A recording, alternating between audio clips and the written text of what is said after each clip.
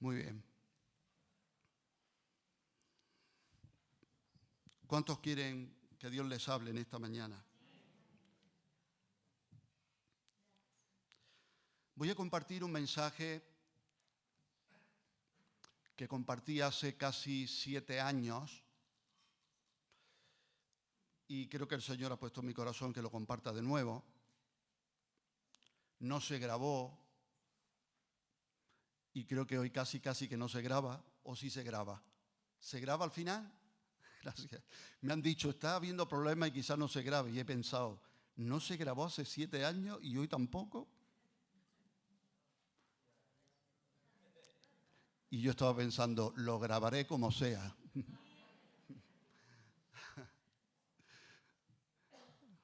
Voy a poner a prueba tu memoria. ¿Alguien recuerda al menos el título? El título es El Consejo de Gamaliel. ¿Puedo ver tu mano si a alguien le suena? El Consejo de Gamaliel. Ahí está José Marcos, Heriberto, felicidad. ¿Alguien más? Tú no vales, cariño, yo de todos los días. ¿Tú te acuerdas de mí, de todo lo mío siempre? Bueno, pues entonces me alegro que solo recuerden 3, 4 personas. El Consejo de Gamaliel. El Señor me dio ese título y yo creo que es una palabra edificante, creo que te va a bendecir y eso es lo que espero. No suelo repetir los mensajes, hay pastores que me dicen, yo nunca repito un mensaje. Bueno, si el mensaje el Señor me dice, compártelo otra vez, pues se comparte otra vez. El apóstol decía, no me canso de repetiros las mismas cosas y para vosotros es seguro. Eso es un versículo, lo dice así. Y yo no soy apóstol. Bien, el Consejo de Gamaliel. ¿Estamos listos, preparados? ¿Sí? ¿Todo bien por ahí arriba? ¿Vamos allá? Vamos a Hechos capítulo 5, versículo 12 en adelante. Dice así la palabra de Dios. Y por la mano de los apóstoles se hacían muchas señales y prodigios en el pueblo, y estaban todos unánimes en el pórtico de Salomón. De los demás ninguno se atrevía a juntarse con ellos, mas el pueblo los alababa grandemente. Y los que creían en el Señor aumentaban más, gran número así de hombres como de mujeres, tanto que sacaban los enfermos a las calles y los ponían en camas y lechos, para que al pasar Pedro, a lo menos su sombra cayese sobre alguno de ellos. Y aún de las ciudades vecinas muchos venían a Jerusalén, trayendo enfermos y atormentados de espíritus inmundos, y todos eran sanados. Entonces, levantándose el sumo sacerdote y todos los que estaban con él, esto es, la secta de los saduceos, se llenaron de celos y echaron mano a los apóstoles y los pusieron en la cárcel pública. Mas un ángel del Señor, abriendo de noche las puertas de la cárcel y sacándolos, dijo, id y puestos en pie en el templo, anunciad al pueblo todas las palabras de esta vida. Habiendo oído esto, entraron de mañana en el templo y enseñaban. Entretanto vinieron el sumo sacerdote y los que estaban con él y convocaron al concilio y a todos los ancianos de los hijos de Israel y enviaron a la cárcel para que fuesen traídos. Pero cuando llegaron los alguaciles no los hallaron en la cárcel. Entonces volvieron y dieron aviso diciendo, por cierto, la cárcel hemos hallado cerrada con toda seguridad y los guardas afuera de pie ante las puertas, mas cuando abrimos a nadie hallamos dentro. Cuando oyeron estas palabras, el sumo sacerdote y el jefe de la guardia del templo y los principales sacerdotes dudaban en qué vendría a parar aquello. Pero viniendo uno les dio esta noticia: he aquí los varones que pusisteis en la cárcel están en el templo y enseñan al pueblo. Me encanta. Entonces fue el jefe de la guardia con los alguaciles y los trajo sin violencia, porque temían ser apedreados por el pueblo. Cuando los trajeron, los presentaron en el concilio y el sumo sacerdote les preguntó diciendo, ¿no os mandamos estrictamente que no enseñaseis en ese nombre? Y ahora habéis llenado a Jerusalén de vuestra doctrina y queréis echar sobre nosotros la sangre de ese hombre. Respondiendo Pedro y los apóstoles dijeron, es necesario obedecer a Dios antes que a los hombres. El Dios de nuestros padres levantó a Jesús, a quien vosotros matasteis colgándole en un madero. A este Dios ha exaltado con su diestra por príncipe y salvador, para dar a Israel arrepentimiento y perdón de pecados. Y nosotros somos testigos suyos de estas cosas, y también el Espíritu Santo, el cual ha dado Dios a los que le obedecen. Ellos, oyendo esto, se enfurecían y querían matarlos. Entonces, levantándose en el concilio un fariseo llamado Gamaliel, doctor de la ley, venerado de todo el pueblo, mandó que sacasen fuera por un momento a los apóstoles. Y luego dijo: varones israelitas, mirad por vosotros lo que vais a hacer respecto a estos hombres, porque antes de estos días se levantó Teudas, diciendo que era alguien. A este se unió un número como de 400 hombres, pero él fue muerto, y todos los que le obedecían fueron dispersados y reducidos a nada. Después de este se levantó Judas el Galileo en los días del censo, y llevó en pos de sí a mucho pueblo. Pereció también él, y todos los que le obedecían fueron dispersados. Y ahora os digo, apartaos de estos hombres y dejadlos, porque si este consejo o esta obra es de los hombres, se desvanecerá. Mas si es de Dios, no la podréis destruir. No seáis tal vez hallados luchando contra Dios. Y convinieron con él, y llamando a los apóstoles después de azotarlos, les intimaron que no hablasen en el nombre de Jesús, y los pusieron en libertad. Y ellos salieron de la presencia del concilio, gozosos de haber sido tenidos por dignos de padecer afrenta por causa del nombre. Y todos los días en el templo y por las casas no cesaban de enseñar y predicar a Jesucristo. Que el Señor bendiga su palabra en nuestros corazones. Bien, comenzamos con el contexto y situación. Dios usa poderosamente a sus discípulos y los religiosos se llenan de celos. Los religiosos se llenan de celos. Los meten en la cárcel a los discípulos y un ángel del Señor les abre la cárcel y van al templo a seguir predicando el Evangelio. Los arrestan de nuevo y los interrogan y amenazan. Y al oír la respuesta de los discípulos con Pedro a la cabeza, entonces se enfurecen y ya no solo quieren encarcelarlos, sino que quieren matarlos. Y lo que quiero compartir en esta mañana, el título, hemos dicho que es el consejo de Gamaliel. Aquí encontramos una ayuda inesperada. Damos gloria a Dios por las ayudas inesperadas. ¿En cuántas ocasiones nos hemos visto, nos vemos y nos veremos en necesidad, necesitando ayuda, un apoyo, un socorro, un auxilio? Y el Señor puede prepararnos una ayuda, pero escucha bien, incluso una ayuda inesperada. Y algo inesperado es algo que no esperamos. Quizás esperamos que venga la ayuda por aquí, que venga por allá, que venga de esta persona, que venga de la otra, pero el Señor puede sorprendernos. De hecho, creo que a Él le agrada sorprendernos en más de una ocasión. Y hay una ayuda inesperada. La segunda vez que tuvieron que presentarse los discípulos ante el Sanedrín, ante el juzgado religioso que había compuesto por esos judíos principales, los apóstoles se encontraron con la ayuda inesperada de un fariseo. Imagínate, un fariseo llamado Gamaliel. Estaban los saduceos, que eran normalmente ricos, que estaban dedicados a la política, que eran colaboracionistas, que luchaban siempre por mantener su prestigio.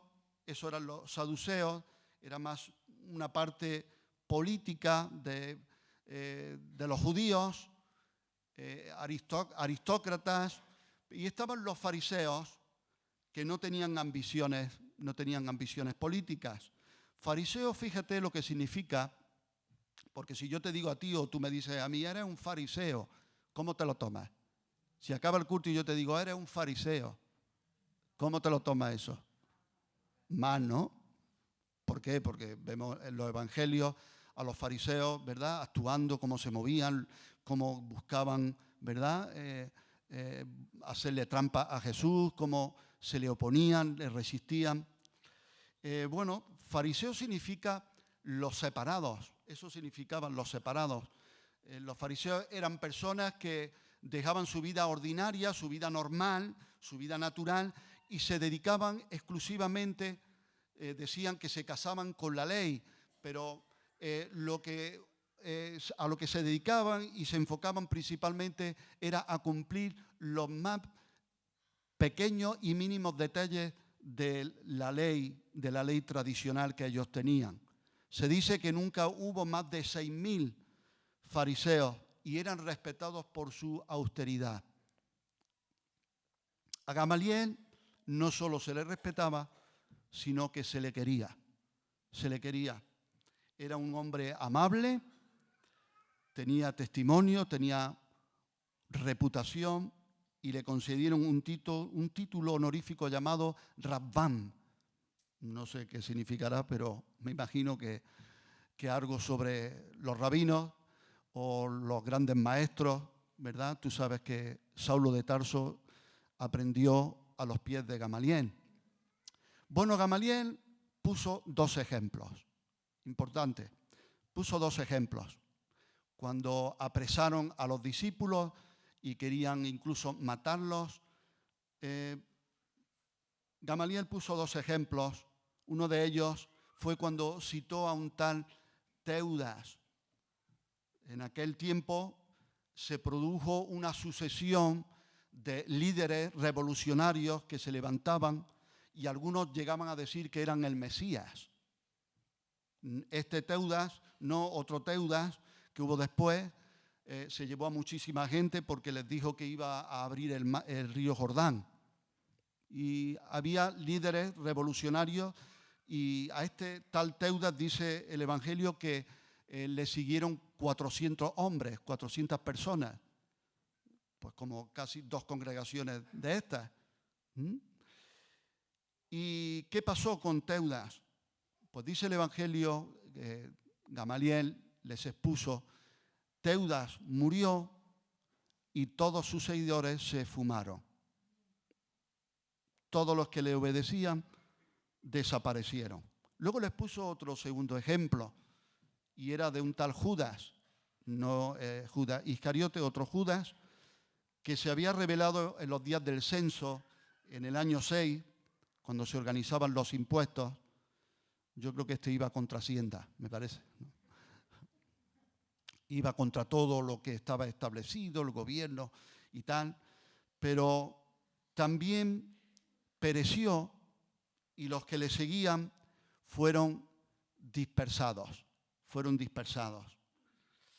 Entonces aquí tenemos una gran enseñanza, muy sencilla pero muy grande. Y es que lo que es de hombres, si quieres ya ir anotando, lo que es de hombres y hecho por hombres, no perdura ni prospera. Lo que es de hombres y hecho por hombres ni perdura ni prospera. Y Gamaliel les dio un gran aviso a los miembros del Sanedrín. En Hechos 5, 38 y 39 dijo, y ahora os digo, apartaos de estos hombres y dejadlos, porque si este consejo o esta obra es de los hombres, ¿qué dice? Se desvanecerá. Mas si es de Dios, no la podréis destruir. No seáis tal vez hallados luchando contra Dios. Si el consejo o la obra es de hombres, se desvanecerá. Si es de Dios, no la podréis destruir, porque la obra de Dios es indestructible, es imparable. ¿Cuántos dicen amén? Es indestructible, es imparable. Voltaire, ¿se dice así? Voltaire. ¿Quién lo conoce? ¿Ha leído a alguien acerca de Voltaire? ¿Lo conocen? Filósofo, ateo, francés, autor, humanista. Él proclamó con una Biblia en la mano, una Biblia en alto, y dijo: en 100 años este libro será olvidado y eliminado. Poco tiempo después de su muerte, la residencia privada de Voltaire se convirtió en la casa matriz de la Sociedad Bíblica de Génova. Se dice que incluso la impresora que él tenía se utilizó para imprimir muchas más Biblias. Por toda Suiza se hizo una gran distribución de la Biblia que este hombre dijo que iba a desaparecer. Si la obra es de Dios, la obra es indestructible. No se puede parar. ¿Cuántos dicen amén? Y entonces le dice Gamaliel a los demás, les da este consejo: si es de Dios, tengamos cuidado, no sea que nos hallemos resistiendo, luchando contra Dios.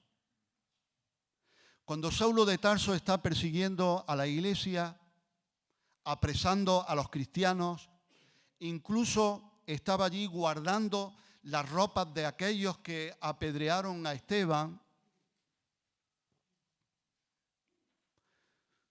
Sabemos que Dios lo tiró en el camino a Damasco, lo tumbó a tierra a él y a los que estaban con él. Y él escuchó una voz del cielo con una gran luz que lo dejó ciego por fuera y empezó a abrirle los ojos por dentro.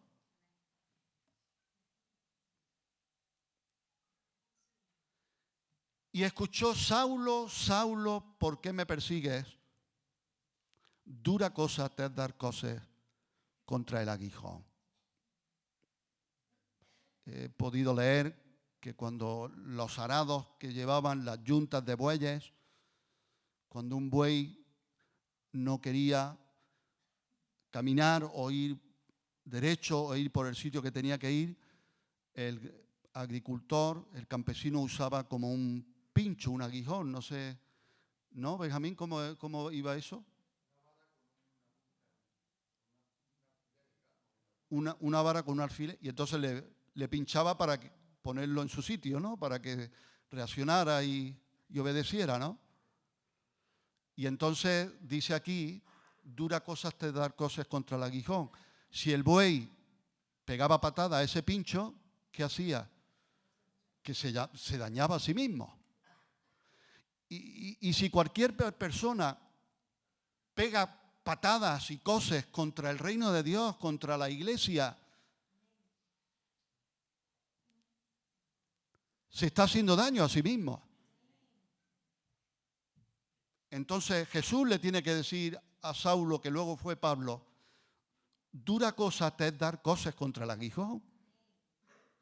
Y ya sabéis el trato que tuvo después, cómo oraron por él, que recobrara la vista, y cómo él se fue durante unos 3 años a Arabia.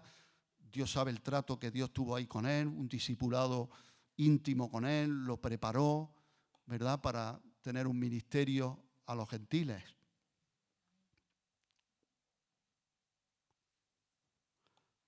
Algunas conclusiones que sacamos de este consejo. Si quiero saber y asegurarme si algo es de Dios, ¿cuántos quieren asegurarse si algo es de Dios? Uno de los rasgos y distintivos es la permanencia. Lo que es de Dios permanece. Los grandes imperios han caído y han pasado, ¿es verdad o no? Grandes obras que el hombre ha hecho, grandes monumentos que el hombre ha hecho, grandes catedrales que el hombre ha hecho, se han convertido en ruinas por otros hombres que han venido después. en una guerra civil o en una guerra de una nación contra otra, ¿verdad? Grandes obras han caído, se han convertido en ruinas. Pero ¿qué dice el Evangelio en Mateo 24, 35? El cielo y la tierra pasarán, pero mis palabras no pasarán. Primera carta de Pedro 1, 24 y 25 dice, porque toda carne es como hierba y toda la gloria del hombre es como la flor de la hierba. La hierba, ¿qué le pasa a la hierba? Se seca y la flor se cae. Mas la palabra del Señor, ¿lo puede decir conmigo? Mas la palabra del Señor permanece para siempre. Y esta es la palabra que por el Evangelio os ha sido anunciada. Cuando algo es inspirado de Dios, ¿verdad? Cuando vemos en deporte, ¿no? Un partido de fútbol, estás viendo a tu equipo, ¿no? El otro día Madrid-Barça, qué irritación me lleves, de verdad. Oh. Tomás se alegró, mira cómo se ríe.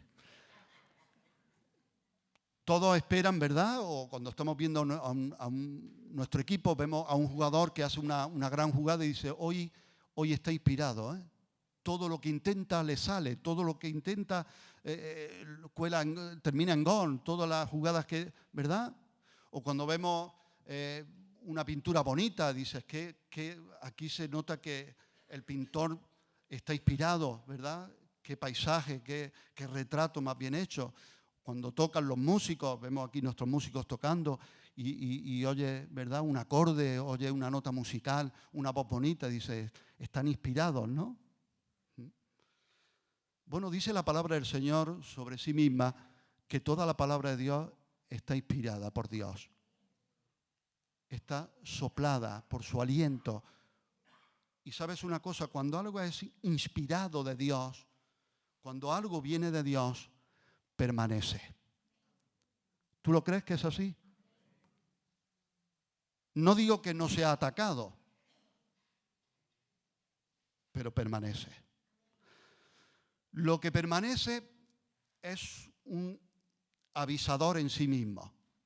Y lo que no permanece y se diluye con el tiempo, también es un avisador en sí mismo.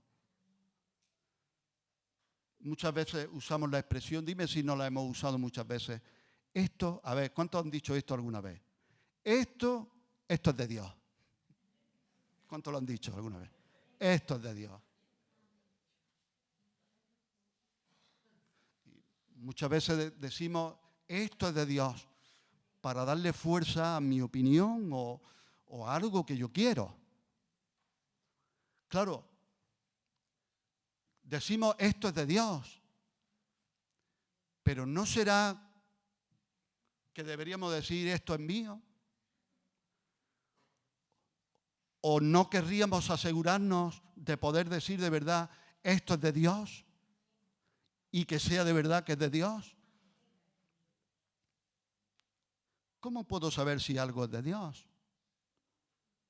Nos va a llevar toda la vida a aprender y no vamos a dejar de aprender. Pero lo que es de Dios es un fruto que permanece, que perdura, son frutos duraderos.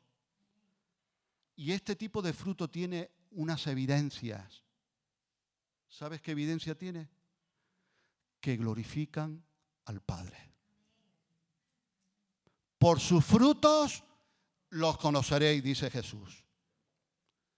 Y un árbol bueno da frutos buenos. Y un árbol malo da frutos malos. Y si leemos en Apocalipsis, en los tiempos de juicio, cuando cae el fuego del cielo, dice que ahí incluso no se arrepentían de su idolatría, de sus ídolos, de sus pecados, y dice, no se arrepintieron para darle gloria. Porque arrepentirse de verdad conlleva darle gloria a Dios. Así que si yo quiero asegurarme de verdad, si me he arrepentido, si es un arrepentimiento de verdad, un arrepentimiento genuino, el arrepentimiento que viene de Dios, Siempre da gloria a Dios, siempre. Nunca da gloria al hombre. Y cualquier mover que haya, y cualquier situación, y cualquier vivencia, y cualquier caso que tomemos, cualquier asunto en el que nos planteemos, esto es de Dios, esto viene de Dios, esto es de Dios, glorifica a Dios, glorifica al Padre, es Jesucristo el centro, es la palabra el centro, es la palabra de Dios la que toma el lugar principal.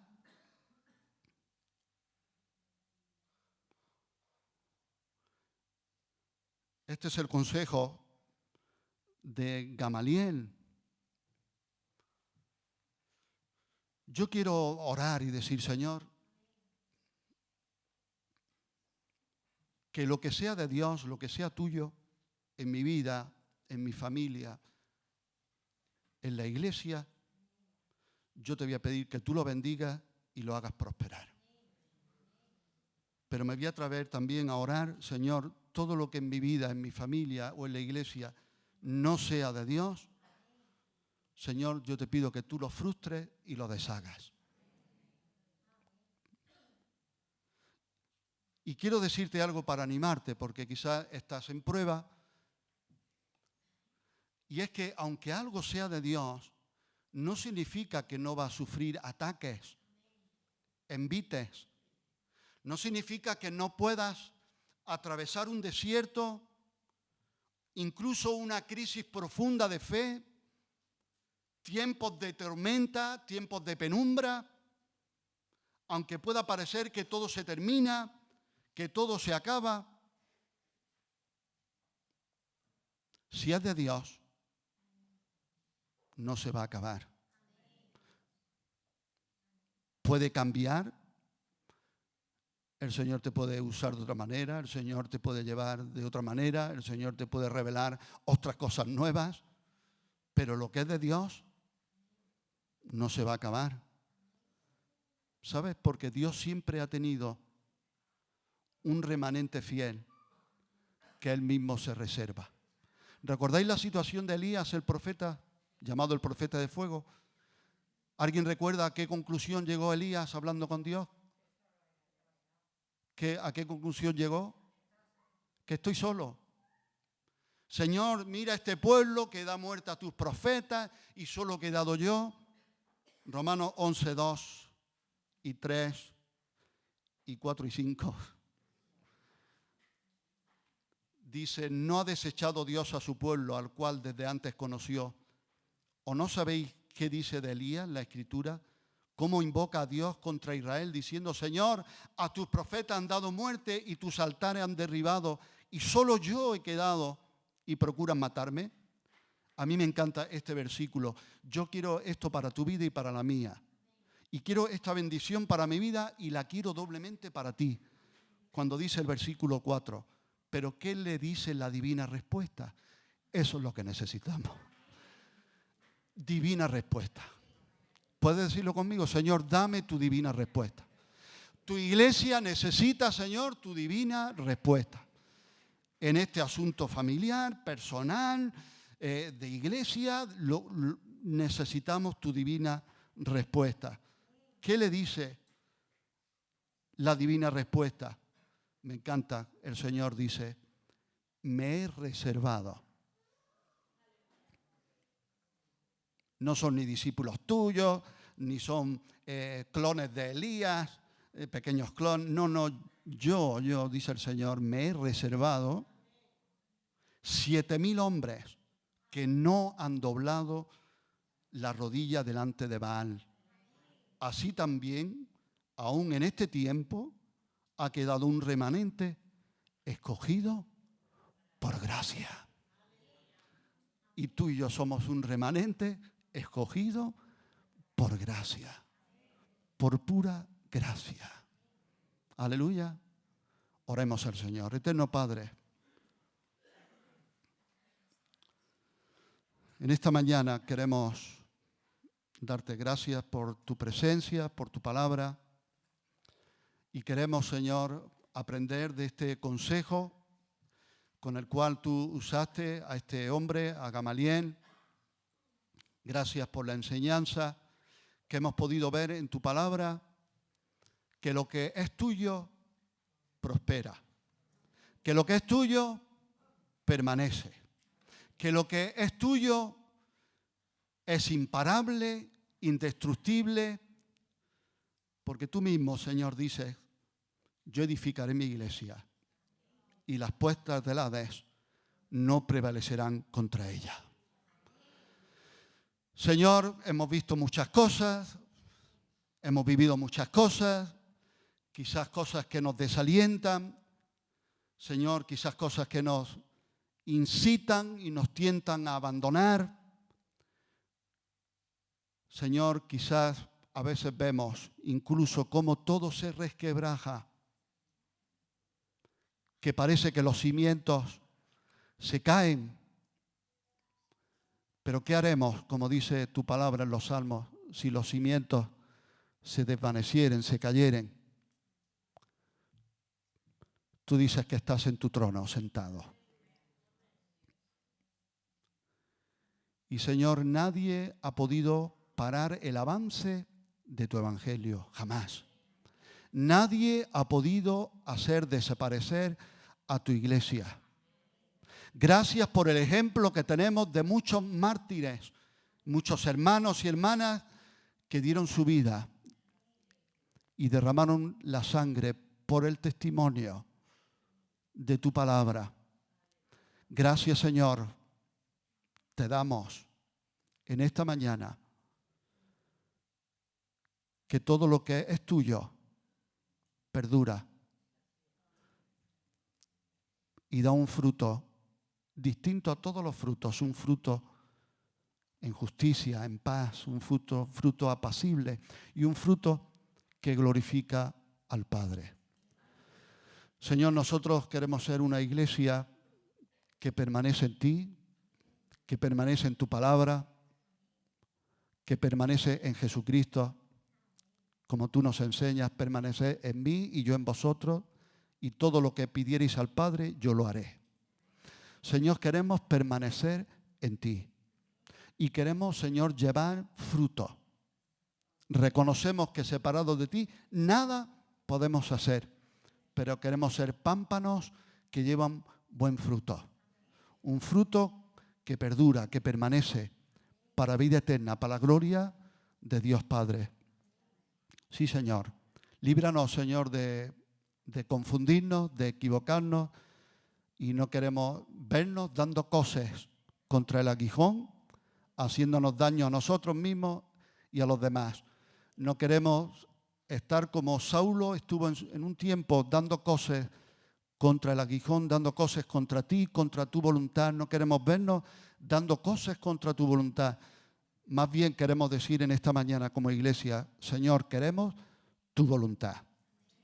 Queremos alinearnos contigo y queremos tu voluntad en nuestras vidas. Sí, Señor, te lo pedimos todo y te damos las gracias en el nombre de Jesucristo. Y si la iglesia está de acuerdo, dice amén.